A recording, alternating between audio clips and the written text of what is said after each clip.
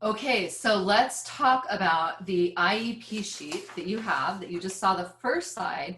And now we're going to do the back side. So when I was writing Contagious You, I realized that there was more I was doing than just the IEP sheet every day. There was actually another practice that I was building in on a daily, if not weekly, or weekly, if not daily basis. So I created the back of the IEP sheet, which I personally have found it very useful to use in a combination. So I like to do some of it just for the week on Sundays or Mondays, and I like to do the rest of it every single day. So it's totally up to you how you want to do it. Let me walk you through it. So in the last video, I took you through side one, which we've been doing this for years. I still use this sheet. I still use this sheet every day. Now I'm going to take you through side two, which is brand new, and I really hope that you use it. So here's what you're going to do. On side two, we want to look at who you're becoming. So we are all becoming all the time. We're either becoming more of ourselves or less of ourselves. We're getting closer to ourselves. We're getting further away from ourselves. We're becoming more of the leader we want to be or not. So you want to set an intention for who are you becoming. So who am I becoming this week? Who am I becoming today? This is just a way to keep you focused and connected to who you want to become. So who am I becoming in my life? I'm becoming a better mom. I'm becoming a better teacher. I'm becoming a grounded, present woman. I am becoming a phenomenal leader who creates great space. I'm becoming more flexible. I am becoming a bigger version of myself. Like whatever your becoming is, you want to capture that. All right. So you can see why I'm saying do this either weekly or daily even. Who am I becoming? The next one is what I am committed or devoted to creating this week.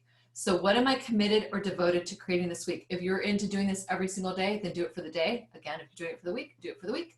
So what are you committed to creating? What experience are you committed to creating? What outcome are you committed to creating? Like what are you committed to creating? And what I find for this one is I actually don't like to give people a ton of direction on how to answer this. I want you to connect with it yourself and then come from that place. I have been doing this for a long time. What I notice is that the comment, the quote, the inquiry means something different every time I do it. So what I am committed and devoted to creating this week. Next one is why this is important to me and my purpose. So who I'm becoming and what I'm committed to creating, why is it important? Like what about it is important to me and my purpose? Like how does it all tie together? I promise if you spend the time to actually do this, this is going to help you connect those dots, and this is going to become an easier experience where you'll be more bound to actually live it. All right, and then who it impacts and is in service of. So who does this impact and who's it in service of? This is the final of the 4 inquiries I'm giving you on the back of the sheet. And we want to look at who does it impact. So I'm going to take you through this just for fun as an example. So for me, let's do for me today. Today I had a lot of things on my plate. I had a lot of different meetings. I had a lot of different industries to talk to in terms of how this work can support them. And so as I look at who I'm becoming, I look at, okay, I am becoming, so I want to do this really nicely for you. I am becoming a thought leader who is able to serve at all different industries at completely new levels, no matter what. So I am becoming a thought leader who can serve at all different levels, all different industries, no matter what. That's what I want to become. I want to be, and thought leader is not even necessarily one. I actually would probably put thought partner. I would put, colleague, partner, co-thinker, whatever it might be. But the bottom line of it is what I'm stepping into. My intention is to be able to meet people where they're at, no matter what their industry, no matter what level they're at, so that this content is able to speak to them in a way that's going to be the most helpful. So that was part of my, if I think about what I did this morning, that was part of my becoming, like who am I becoming? If I hold that intention, it enables me when I'm on a phone call with, whatever industry, it enables me to be better able to not worry about so much the details of it, but to stay connected to my intention and to be able to be that person, which me being that person is then going to inform what I say, what I do, how I interact with them, and how I serve. All right, what I'm committed what I'm committed and devoted to creating this week, for me, this has been 100% service. I want to create great service. I want to support and help as many people as possible. I am committed to creating a feeling of service, a feeling well used, and a feeling of being on purpose. So that was mine for this week, which is still very much lining up. Why this is important to me and my purpose? Well, for me personally, I know that I do better when I feel like I'm being in service of other human beings. I'm happier. I just feel more grounded. I feel less noisy, less anxious about anything if I know that I am being in service of other human beings. Why it's important to my purpose, if you look at the IEP work, well, I have a big vision around wanting this to get into as many hands as possible. So me becoming the kind of person who can meet any industry or any human being where they're at from a loving and caring place is going to be very important. Me being committed to service and to being useful is very important. And this serves the purpose and it serves my soul as well. So can you see the connection here? The last one is who it impacts and who it's in service of. Well, these first three inquiries leading to the fourth, this impacts me. This impacts my energy. This impacts my happiness. And this impacts anybody that does this work, anybody that comes in contact with this work. This also, let's keep going here. This also impacts my kids. This also impacts our life. This also impacts, the more I can build programs and the more I can be useful in a way that is scalable and self-paced for people and doing things like we're doing right here, the more freedom I have to actually create more content, to write more books, to spend time with my kids, to take care of myself. So really there is a huge ripple effect here, which always, to me, always boils, I can almost always distill it down to my well-being, my energy, my delight, and also being in service and using myself well in this world. So play with those. There's no right answer. I just did this off the top of my head. And, it's one of those things I have to tell you that's become so much a part of my process that I have a hard time actually breaking it apart. So I'm happy that we're doing this video because you guys are encouraging me without even knowing it to really reverse engineer that. Okay, so then we've got the next section, this box here, which says my agreements with myself to make this happen. So my agreements with myself, and agreements with yourself, remember, this is where your leadership really comes into play. This is where you build trust and credibility. This is where you build a strong leadership presence, is your own congruency and your ability to honor your agreements with yourself. So when we say agreements with ourselves, that's for me. That's not for me and you. It's not for me and my kids. It's not for me and my clients. It's for me and me. And the more clean I am about my agreements for myself, the easier it's going to be for me to be clean with my agreements with everyone else.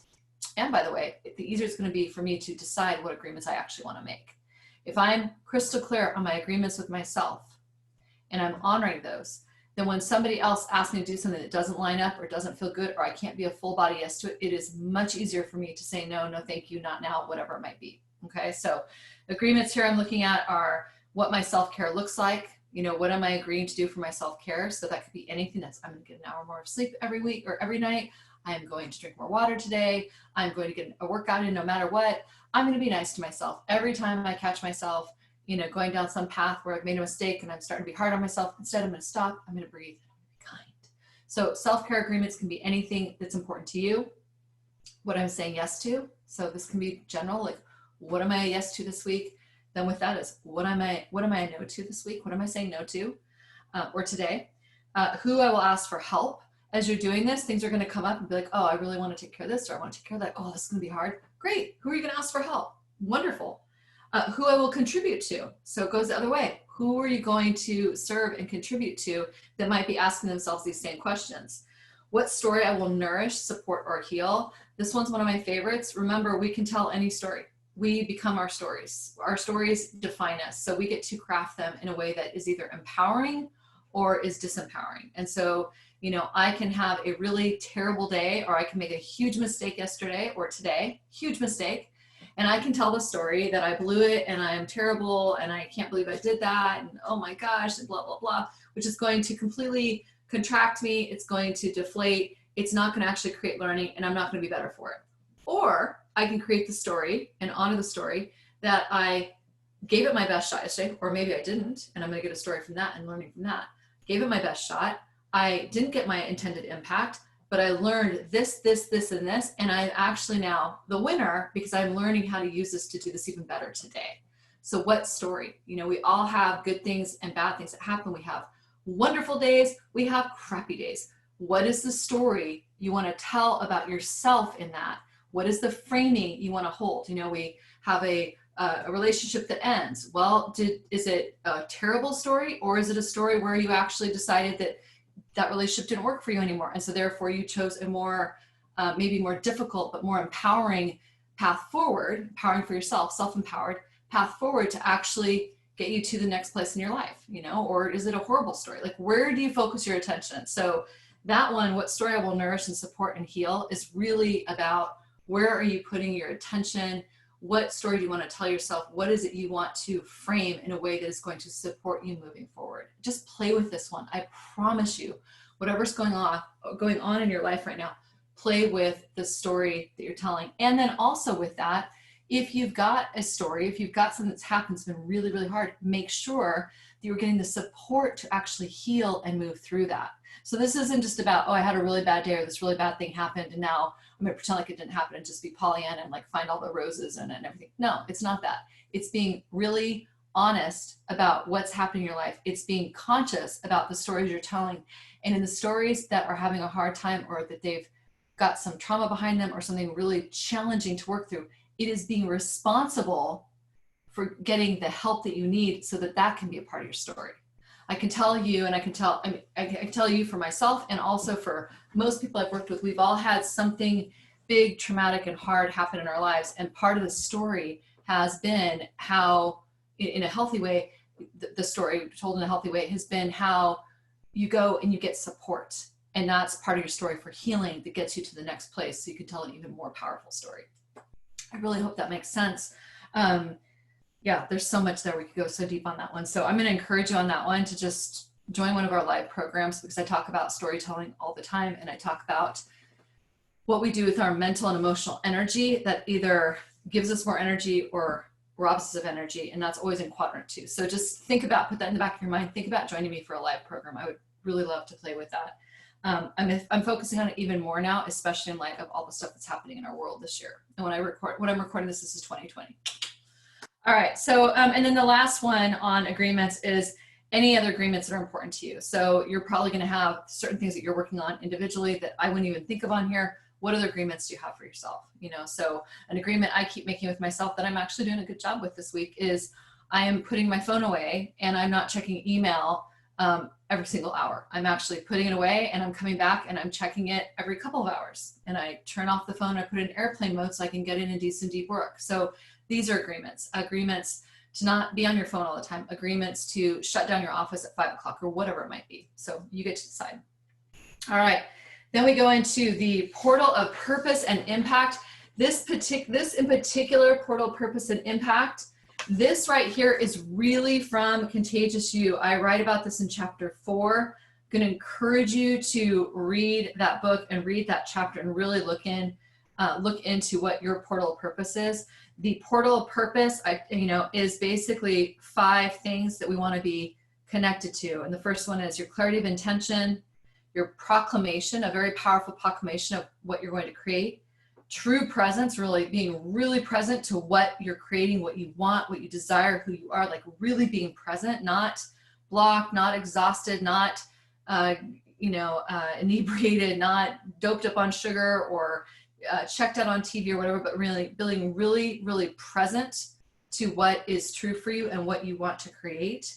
A commitment to service is number 4. So that commitment from the inside out of like, yes, I really want to contribute. I really want to serve. You got to find that thing, the reason why you're doing the work that you're doing. So whatever your industry is, what is the reason you're doing the work that you're doing? What is important about it to you? All right. And then the last one is openness to magic. So being really open to the universe, God, angels, your spiritual advisory board, all of them, open to the magic of what happens that we can't even explain for. It just happens. So you got to be open to magic. So that's number 5. And then the other section here I've got for you is reminder of quick grounders. So these quick grounders are just things to ask yourself in the moment. I'm not going to go through all of them because we're going to complete this video here. And, a couple of them are just questions like, how am I showing up right now? What kind of contagious am I being? What culture am I actually creating right now with the way that I'm showing up? What kind of, am I creating resistance or responsiveness right now? What's my intuition tell me? What is my intention? what would my best, most aligned self say, do, or be right now? So questions like that, you can add your own. And then of course we have the break it down section, which I, personally, I use a couple different things. I will use this one, but I do tend to use this whole thing on a weekly basis now. But this break it down is if you're wanting kind of some guardrails to just write down your daily plan and the biggest things you want to remember at these different times. I put this on here because I know sometimes that can be really helpful. It was helpful to me when I first made it. Now I'm finding that I just prefer to use my journal or my planner. But these questions are gold. So, okay, that's how you use the back of the sheet. Again, recommend use the front of the sheet every single day, and even for meetings that come up and things that are really important to you, use the back of the sheet to really set your state of being and your connection with yourself, and have a good time with this. Thank you so much for being here. Let me know how it goes for you. And as always, I'm always evolving this sheet. I'm always evolving our content. So make sure that you stay on our subscription list, which you're on now. If you've signed up for the IEP sheet and whatnot, make sure you're on our subscription list, that you stay on there, that you read my emails, and that you participate in showing up and being positively and usefully contagious. Thanks so much for being here. Bye.